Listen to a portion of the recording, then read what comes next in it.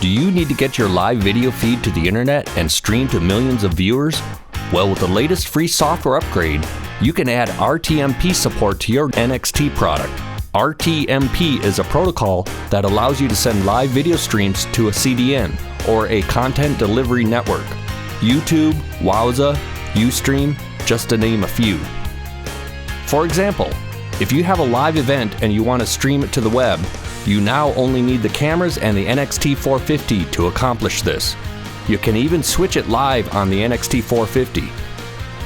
Or if you work in broadcasting and you want to send the video of your radio show to listeners on the web, the NXT450 works perfectly for this application.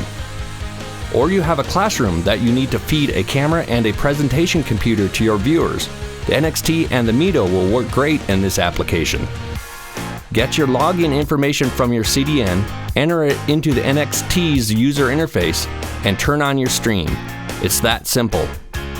This new feature is available on the NXT455 and the 450.